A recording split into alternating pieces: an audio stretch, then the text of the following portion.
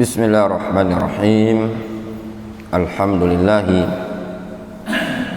hamdan katsiran thayyiban mubarakan fihi kama yuhibbu rabbuna wa yarda. Wa ashhadu an la ilaha illallah wahdahu la syarika lah wa ashhadu anna Muhammadan abduhu wa rasuluhu sallallahu alaihi wa ala alihi wa ashabihi ajma'in, amma ba'd. Kita masuk pada hadis yang berikutnya.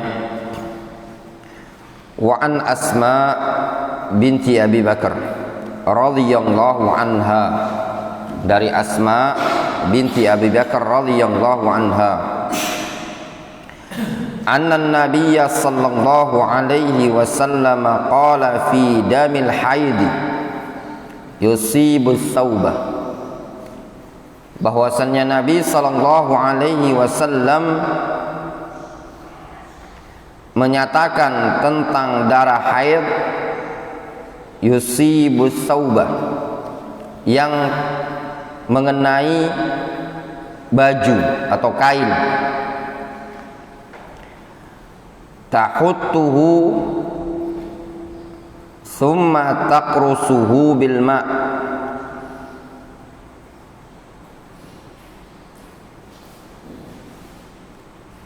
summa tandahuhu summa tusalli fihi, muttafaqun alaih.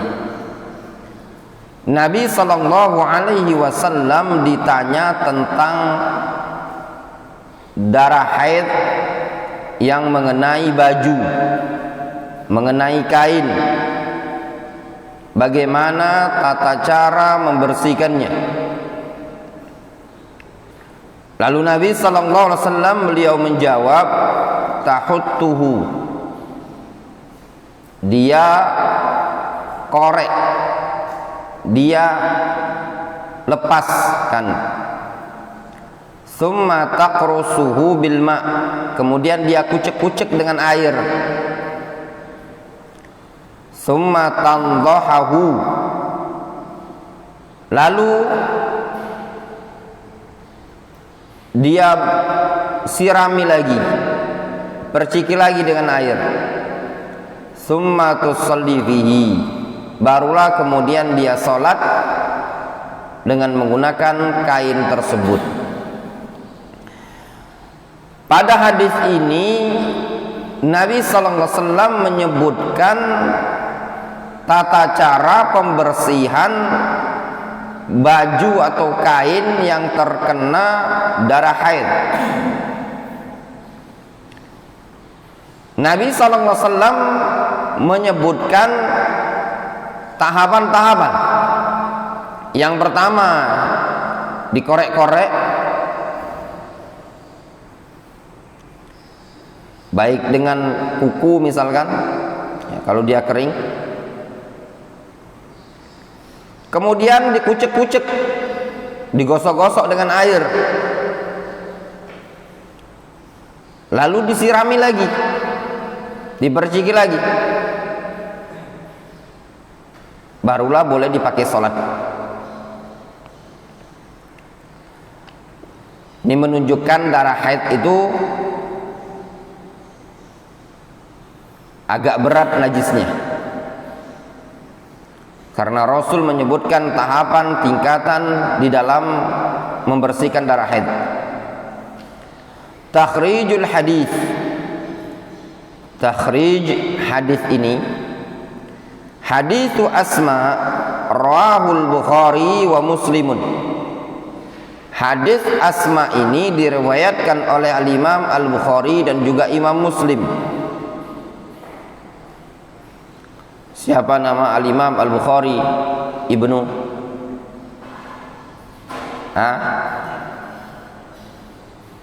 Muhammad ibnu Abdullah, ya, Muhammad bin Abdullah Al-Bukhari. Muhammad bin Ismail. Muhammad bin Ismail, bukan Muhammad bin Abdullah. Antum tadi bilang apa? Ismail yang kencang pula lah. Kalau Muhammad bin Abdullah itu Rasulullah SAW, ya. Fiqhul hadis.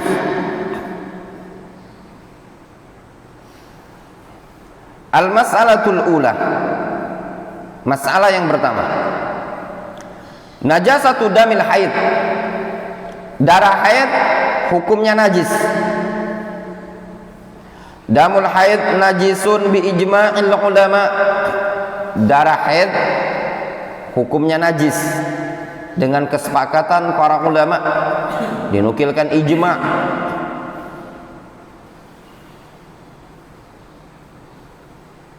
Wa mimma yadullu ala najasatihi, dan diantara argumentasi dalil yang menunjukkan najisnya darah haid qauluhu sallallahu alaihi wasallam, yaitu sabda Nabi sallallahu alaihi wasallam fi damil haid yusibu sauba, tentang darah haid yang mengenai kain atau baju.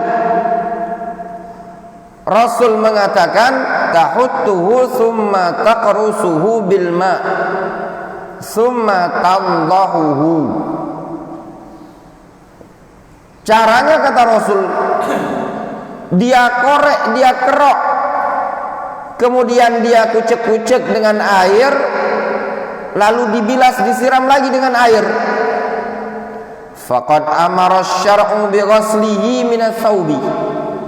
Sungguh syariat telah memerintahkan untuk membasuhnya tatkala terkena kain.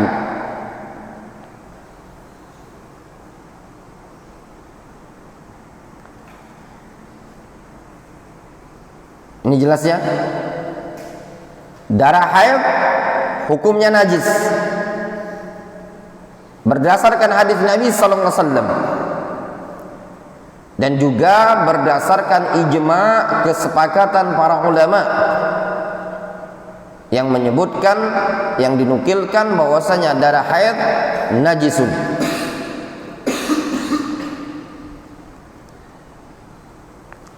Kemudian yustahabbu lil mar'ati idza asaba thawbaha damu haidin an tahuttahu bi dhufriha litazhaba khashunatuhu. Disunnahkan, al-mas'alatu tsaniyah, masalah yang kedua, al-hattu wal qarsu wal asru li izalati damil haid wa ghairihi aw ghairihi minan najasah. Masalah yang kedua, pengerokan, pengucekan, pemerasan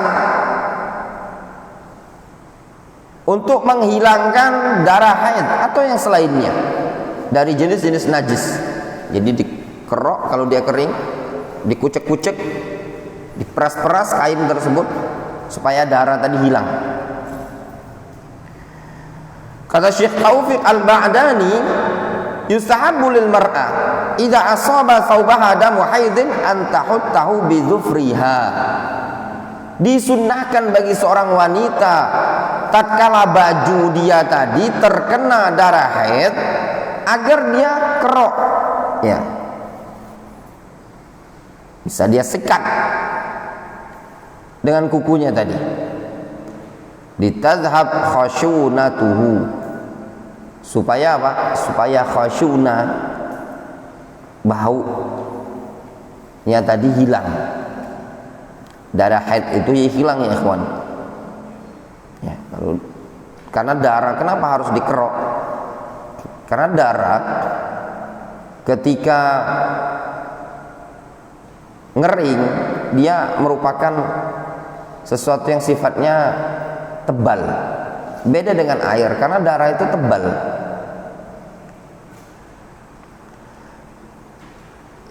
Dan darah haid itu agak udah enak ya, bau. Summa takrusahu liyalina, kemudian dia kucek-kucek supaya apa? Supaya lembut. Summa taghsilahu bil ma', lalu dia basuh dengan air. Faqad qala Rasulullah sallallahu alaihi wasallam fi damil haid, Nabi sallallahu alaihi wasallam telah menyatakan tentang darah haid, tahuttuhu, kata Rasul, tahuttuhu. Apa makna tahuttuhu? Ai tahukkuhu bi'udin au bizufrin au bihajarin idza kana yabisan. Makna tahuttuhu, dia garuk dengan kayu atau dengan kuku atau dengan batu atau dengan sikat, ya, tatkala darah tersebut mengering. Summa ba'da dzalika taqrusuhu bil ma', kemudian setelah itu, setelah dikorek-korek, dikerok-kerok, disikat-sikat, maka dia kucek dengan air. Wal qarsu huna, maksud dari makna al-qarsu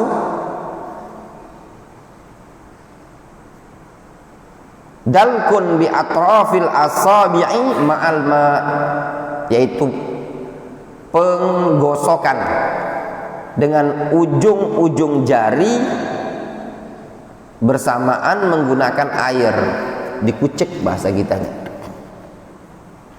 Wa hadza min ajli izalatin najasati idza kanat qad tasharraba ats-tsaubu biha.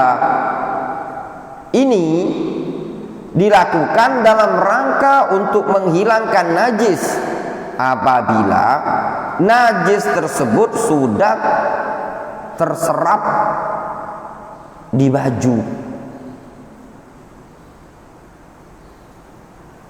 Summa ba'da dzalika tandahuhu, kemudian setelah dikucek-kucek maka disirami dengan air, dibilas. Ai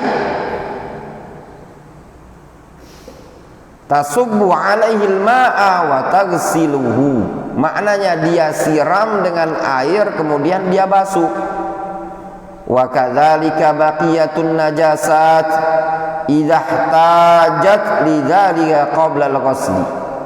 Demikian juga najis-najis yang lain, apabila memang dibutuhkan untuk dikerok, dikucek-kucek sebelum dilakukan pembasuhan. Difahami?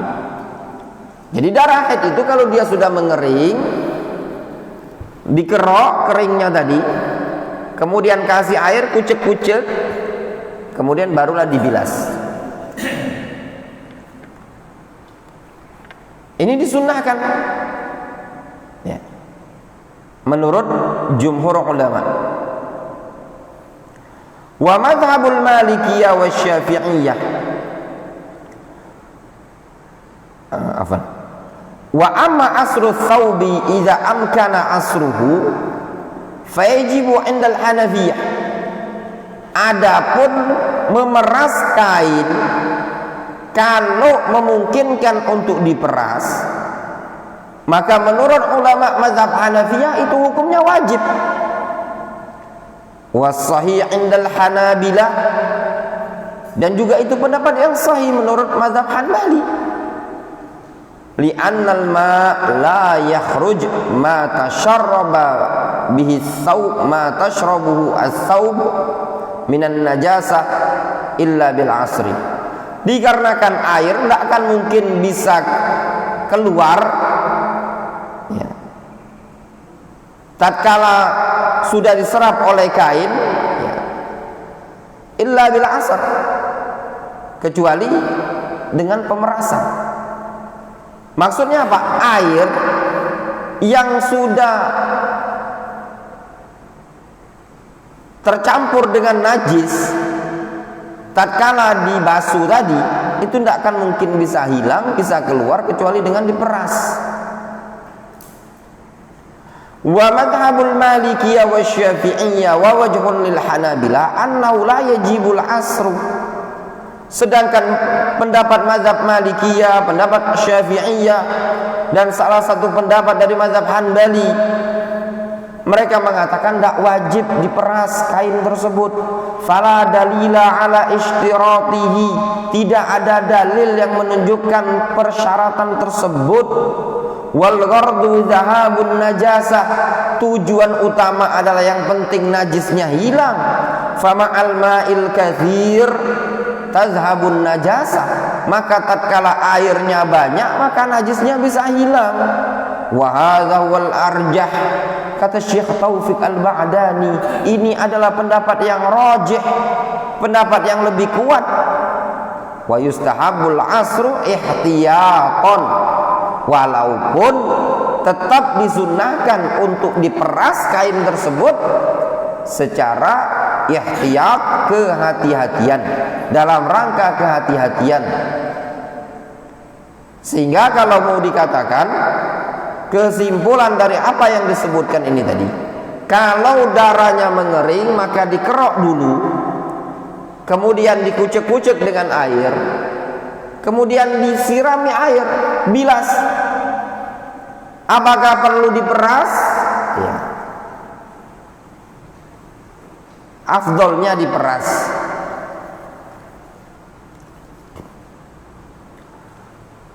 Kemudian jelas ya? Al-mas'alatu tsalisah, masalah yang ketiga. Adadul ghasalat al-mu'tabarah fi izalatin najasati damil haidi aw ghairihi. Masalah yang ketiga, bilangan basuhan yang teranggap di dalam menghilangkan najis darah haid atau yang selainnya. Berapa jumlah bilangan yang teranggap? Jumlah bilangan yang dianggap, yang mu'tabar tatkala melakukan pembasuhan ketika menghilangkan darah haid. Apakah sama seperti menghilangkan najis air liur anjing 7 kali, ataukah cukup sekali saja? Maka kita baca keterangan yang disebutkan di buku ini. Taqaddama ma'ana fi lu'abil kalbi, telah berlalu bersama kita pembahasan tersebut pada air liur anjing. Annahu yushtaratu fi tathhirihi sab'u ghasalatin ma istikhdamit turabi li'annahu thabitu fi syar'i. Pada air liur anjing disyaratkan tatkala membersihkan, mensucikan air liur anjing tersebut agar dilakukan pembasuhan sebanyak 7 kali dengan dibarengi menggunakan tanah. Dikarenakan hal tersebutlah yang sabit, yang valid, yang sahih dari Nabi sallallahu alaihi wasallam. Rasul sallallahu alaihi wasallam menyebutkan tentang air liur anjing, ayaghsilahu sab'an, agar dia basuh sebanyak 7 kali ya. Dan diantaranya bitturab, ulahunna bitturab. Wa amma lu'abul khinzir fa fihi khilaf. Adapun air liur babi, maka ada khilaf di kalangan para ulama, apakah harus 7 kali? Was-sahih alladhi alaihi aktsarul ulama, pendapat yang sahih yaitu pendapat mayoritas para ulama, mereka mengatakan anna lu'abal khinzir la yushtaratu fi izalatihi ayyaghsila sab'an ma tatrib. Mayoritas para ulama mereka mengatakan bahwasannya air liur anjing tidak dipersyaratkan agar dibasuh sebanyak 7 kali bersamaan dengan tanah tatkala menghilangkan najis air liur babi tadi. Li'annal qiyasa 'ala lu'abil kalbi qiyasun ma'al fariq. Dikarenakan pengkiasan air liur babi dengan pengkiasan terhadap air liur anjing adalah qiyasun ma'al fariq, kias yang terjadi perbedaan padanya. Wal aslu adamu wujubihi illa bidalilin syar'iyyin. Hukum asal adalah tidak ada kewajiban melainkan harus dengan dalil syar'i.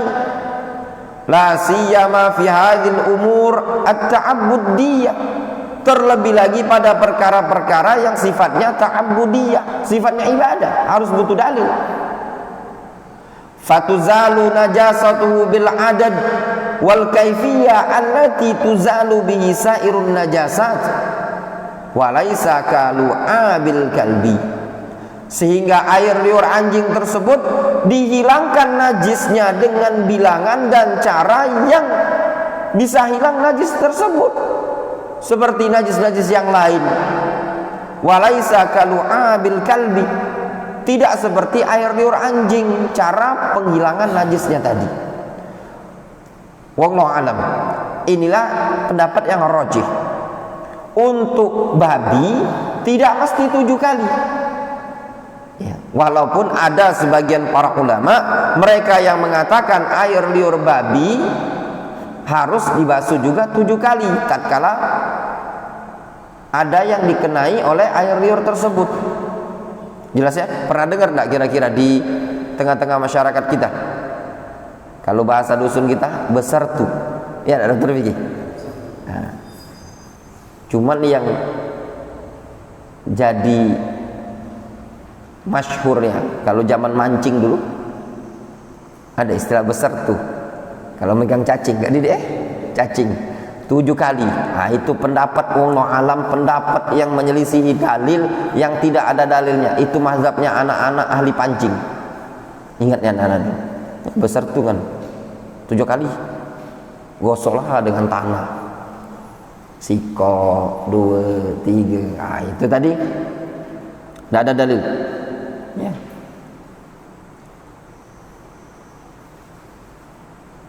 Wa amma baqiyatun najasat, adapun najis-najis yang lain, kadamil haid wal abwal wal arwas wal madhi, seperti darah haid, kencing, kotoran, madhi ila akhiri.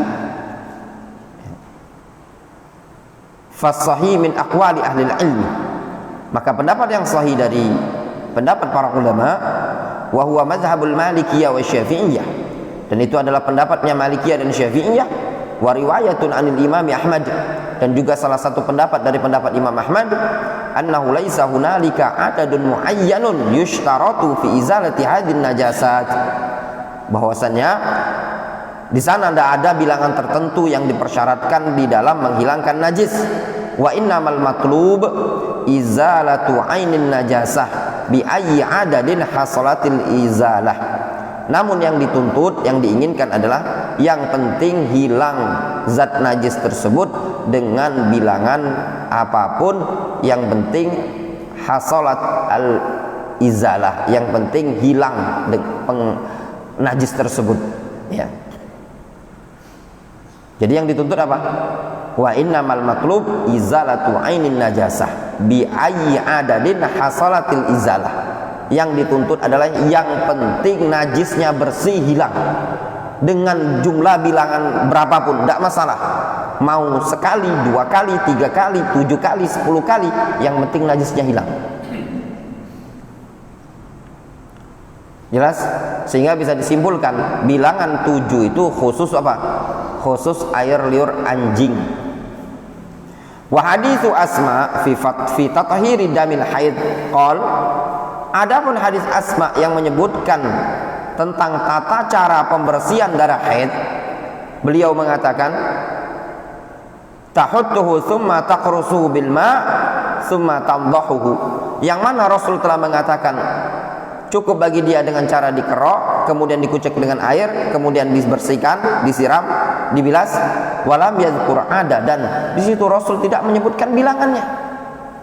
Falamma atlaqal ghusla huna dalla dzalika ala annahu laisa muqayyadan bi'adadin muayyanin. Tatkala Rasul mengitlakkan pembasuhan di hadis ini, maka hal tersebut menunjukkan bahwasannya tidak ada bilangan tertentu pada penghilangan najis tadi.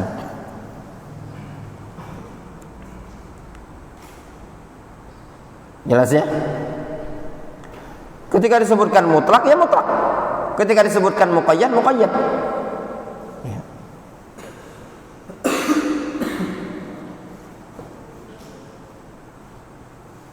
Masih ada waktu ya. Kita lanjutkan hadis yang berikutnya.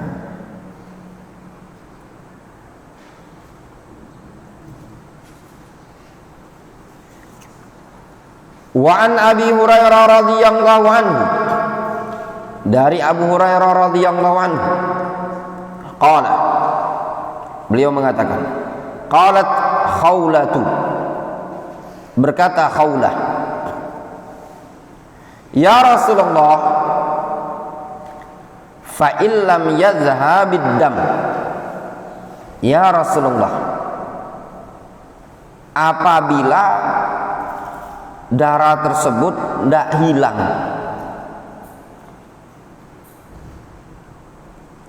maksudnya kalau darah haid tersebut sudah dikucek-kucek, masih ada bekasnya, tidak hilang, bagaimana itu? Masih ada bekas merah. Qal yakfikil ma' wala yadurruki atharuhu. Kata Rasulullah, sudahlah, cukup bagimu engkau gunakan air tersebut, wala yadurruki atharuhu, dan bekas yang ada tersebut tidak memadaratkanmu. Akhrajahu Tirmidzi wa sanaduhu dhaif. Hadis ini diriwayatkan oleh Al-Imam At-Tirmidzi, namun pada sanadnya terdapat kelemahan. Kita baca takhrijul hadis. Hadisu Abi Hurairah rawahu Ahmad wa Abu Dawud wa lam yukhrijuhu At-Tirmidzi. Hadis Abu Hurairah ini diriwayatkan oleh Imam Ahmad dan juga Imam Abu Dawud dan tidak dikeluarkan oleh Imam At-Tirmidzi.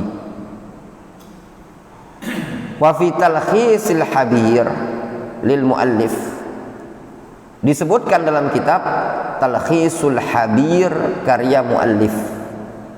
Siapa muallif di sini? Dr. Fikih Al-Hafidz Ibnu Hajar.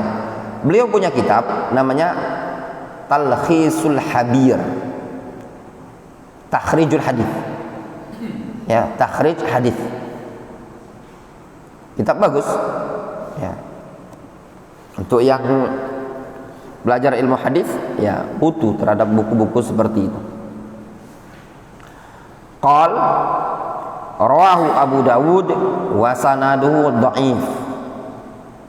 Nah, lihat kata Al-Hafidz, hadis tersebut diriwayatkan Abu Dawud dengan sanad yang dhaif. Wa hadzal hadis fi sanadihi Abdullah ibnu Lahiyah fihi dha'fun. Pada hadis ini terdapat dalam sanadnya seorang perawi yang bernama Abdullah ibnu Lahiyah. Dia adalah perawi yang dhaif.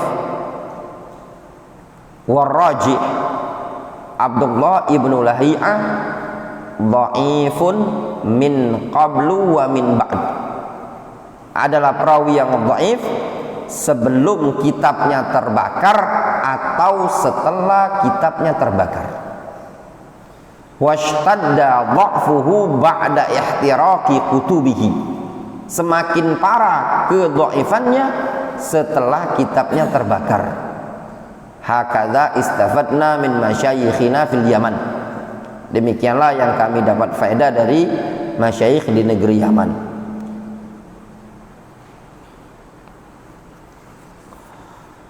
Sekarang kita masuk fiqhul hadis, fikih hadis ini.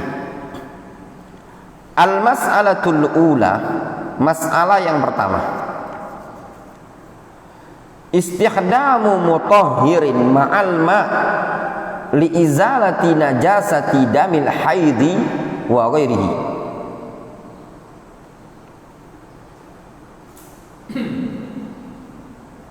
Hukum menggunakan mutahhir bersamaan dengan air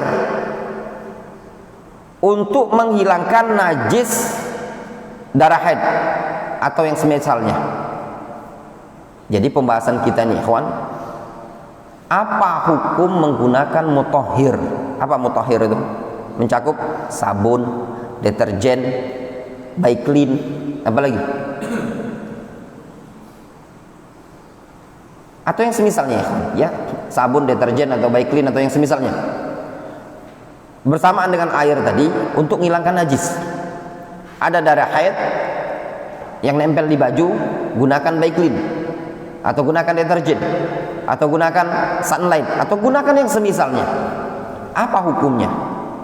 Apakah harus menggunakan deterjen untuk menghilangkan najis darah haid tadi? Jumhurul ulama ala annahu la yushtaratu istikhdamu mutahhiratin zaida ma'al ma'. Jumhur, mayoritas para ulama, mereka mengatakan tidak dipersyaratkan untuk menggunakan pembersih, ya, seperti deterjen atau sabun atau baik clean dibarengi dengan air tadi. Enggak mesti. Fa idza zahabatin najasa bil ma'i faqat fa innahu yuktafa bihi. Kalau seandainya najis bisa hilang dengan penggunaan air saja, fa innahu yuktafa bihi, maka dicukupkan saja, tidak masalah. Faqad qala Rasulullah sallallahu alaihi wasallam, sungguh Rasul pernah mengatakan, yakfikil ma, cukup bagimu wahai khawla dengan menggunakan air saja. Wa fi hadithi Asma as-sabiq, dan juga disebutkan dalam hadis Asma, tahuttuhu thumma taqrusuhu bil ma' thumma tandahuhu. Kata Rasul, cukup engkau kerok, kemudian engkau kucek-kucek dengan air, kemudian engkau sirami. Walam yadhkur ma'al ma' mutahhiran zaidan. Rasul tidak menyebutkan pembersih yang lain, pembersih tambahan bersamaan dengan air tadi. Sebagaimana yang kita ketahui, air itu adalah hukum asal alat untuk izalatun najasa, untuk menghilangkan najis. Itu hukum asalnya air.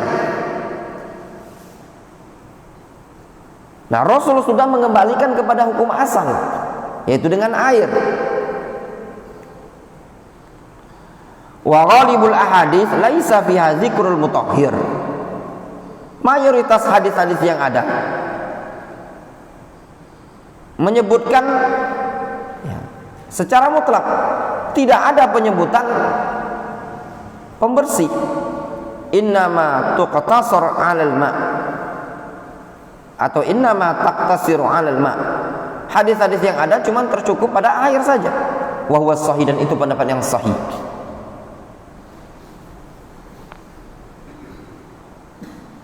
Jelas ya ikhwan? Terus mungkin apakah ada pendapat yang lain yang mengatakan harus dihilangkan dengan deterjen, ya, atau yang semisalnya? Jawabnya ada ya kawan. Ketika beliau menyebutkan ini pendapat jumhur, la yushtarat, berarti ada sebagian yang lain. Warawa Ahmad wa Abu Daud wa Nasa'i. Al-Imam Ahmad meriwayatkan, dan juga Imam Abu Daud meriwayatkan, dan juga Imam An-Nasa'i wa Ibnu Majah an Ummi Qais ibnati Mihsan, dari Ummu Qais putrinya si Mihsan. Abu Daud, siapa nama Al-Imam Abu Daud? Syu'bah, Sulaiman ibn al-Ash'ath An-Nasa'i, Idil. Siapa namanya Imam An-Nasa'i?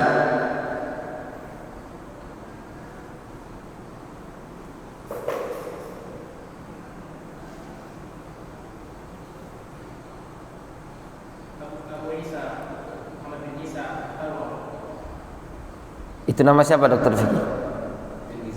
Tirmidzi.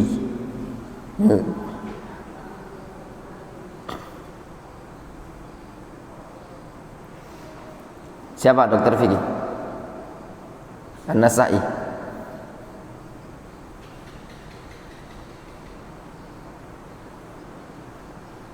Ustaz Mus'ab. Ahmad bin Syuaib. Ahmad bin Syuaib. Wa Ibnu Majah, Idil. Muhammad ibn Yazid al-Qazwaini, Allah barik fik. Dari Ummi Qais ibnati Mihsan, dari Ummu Qais putri si Mihsan.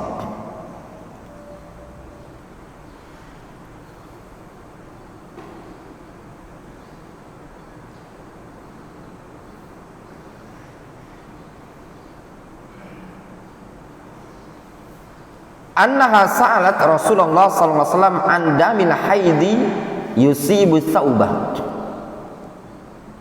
Si Ummu Qais ini pernah bertanya kepada Rasul tentang darah haid yang mengenai baju, mengenai kain. Rasul mengatakan, hukkihi bidilain, kerok, korek dengan dilak. Apa dilak? Tulang rusuk ya sebenarnya dilak itu. Waghsilihi bima'in wasidrin. Itu makna secara bahasa, dilak itu tulang rusuk, tapi yang dimaksudkan apa? Kayu. Ya. Kemana nyari tulang rusuk ya kawan? Rusuk sapi ya, susah nyarinya. Yang penting masukkan kayu. Hoki bidilak, dikerok saja dengan kayu atau yang semisalnya. Waghsilihi bima'in wasidrin, lalu engkau basuh dengan air dan bidara. Nah, fungsi bidara itu ya ikhwan sebenarnya sebagai deterjen lah. Makanya kalau memandikan jenazah tidak ada bidara, boleh diganti dengan deterjen, dengan sabun. Nah, dengan sabun itu ya ikhwan, tidak mesti sabun itu antum tuangkan ke dalam air ember tadi. Ini konyol. Ana pernah lihat ikhwan buka sabun cair itu ditumpahkan sama dia. Ya Allah, ada. Ini belajar fikih di mana ini tadi? Insya Allah lagi lain waktu nanti kita buka lagi fikih jenazah ini. Nah, sabun sebotol itu tadi ditumpahkan. Masa ditumpahkan? Anda lihat kok ini apa salah pelajaran fikihnya dari ustadz yang ngajarkan? Fungsi bidara itu kenapa dimasukkan ke dalam air ya, makanya ada maqasidus syariah ya. Fungsi bidara itu ditumpahkan dengan air, dikucek-kucek supaya keluar rokhawah, busa. Karena tidak mungkin bidara tadi dilumurkan di mayit ya, tidak memungkinkan. Nah, tapi kalau sabun cair memungkinkan untuk dilumurkan di mayit, dilulurkan, digosok-gosokkan. Cukup digosok-gosokkan, tumpahkan ke tangan, digosokkan ke jenazah tersebut, bukan dituangkan dalam ember sebagaimana menuangkan daun bidara tadi. Itu kiasun ma'al farik ya, kias yang keliru, pemborosan. Ana lihat langsung dengan mata kepala ana dewek ketika ada ikhwan yang memandikan jenazah, dibukanya tutup sabun cair itu, dituangkannya ke dalam air ember tadi ya, tuang ke dalam ember kurang ya. Wa isnaduhu sahih, sanad hadis ini sahih. Qauluhu hukki bidila, sabda Rasul engkau kerok dengan dila, maknanya tahuttuhu bi'udin, engkau kerok dengan kayu. Wa hadza indal hajati ilaihi, Itu kalau memang dibutuhkan. Wa qauluhu waghsilihi bima'in wa sidrin, adapun sabda Rasul, basuhlah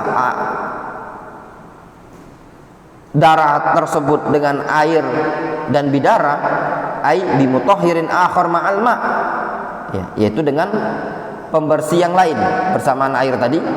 Wasidr mutahhirun kas-sabun, sidr bidara adalah pembersih sama seperti sabun. Wa hadza yuhmalu 'alal istihbab jam'an bainal adillah. Dalil ini dibawa kepada pengertian sunnah supaya terkompromikan antara dalil-dalil tersebut. Jadi hukumnya sunnah ya. Jadi menghilangkan najis dengan sabun itu hukumnya sunnah, tidak wajib. Sekarang yang terakhir, al-mas'alatu tsaniyah, masalah yang berikutnya, baqa'u launin najasati fi tsaubi ba'da taghsilihi.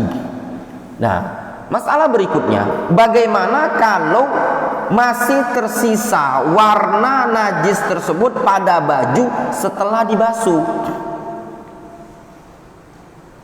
Misalkan contoh ya, kalau antum punya bayi tersebut di bedong, ya, bedong. Nah, kadang udah dibasuh, masih kuning-kuning. Pernah enggak Andres ngalami? Ya, dia di bedong, lah dikucek-kucek Andres, disiram sama deterjen, direndam, pas dijemur masih ada bintik-bintik kuning. Pernah enggak antum ngalami? Pernah ya? Kalau anak pernah ya. Nah, apa hukumnya tadi?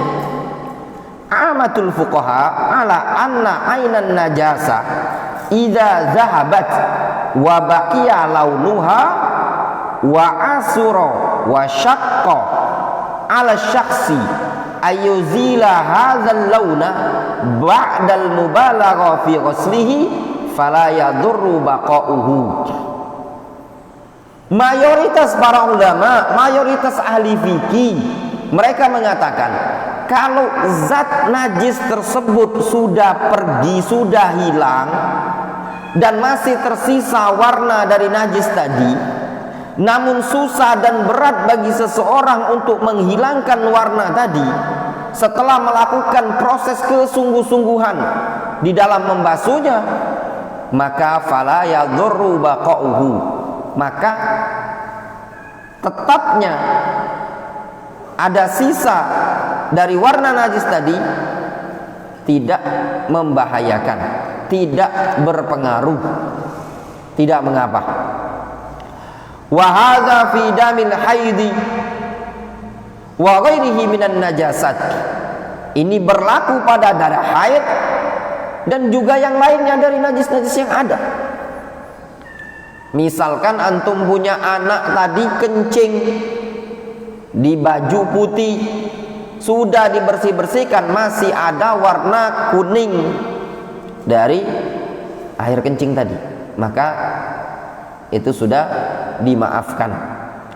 Fa fi hadits Abi Hurairah radhiyallahu anhu qala, disebutkan dalam hadis Abu Hurairah radhiyallahu anhu, Rasul mengatakan wala yadurruki atharuhu, tidak mempengaruhimu, tidak membahayakanmu bekas darah tersebut.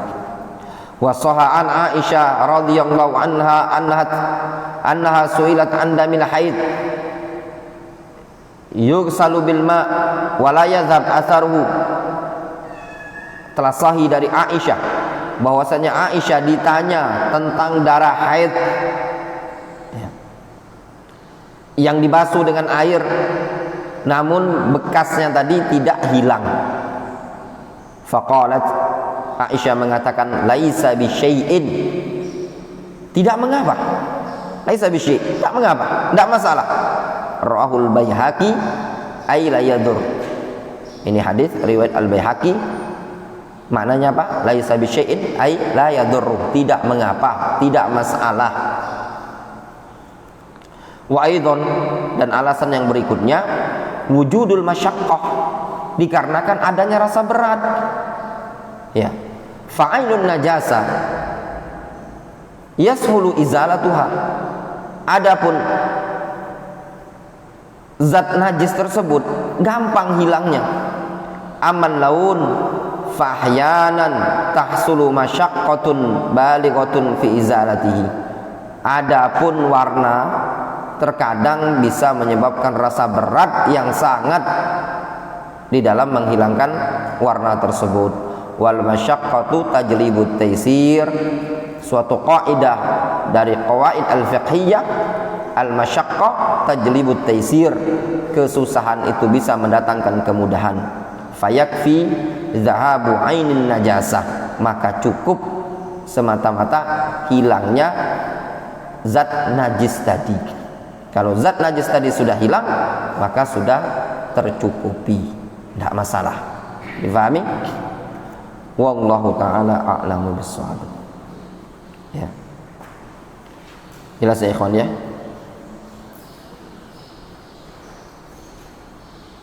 Mungkin kita cukupkan dulu sampai di sini pelajaran kita pagi hari ini. Ya. Bulughul Maram maksudnya. Masih ada waktu, masih usul sunnah ya.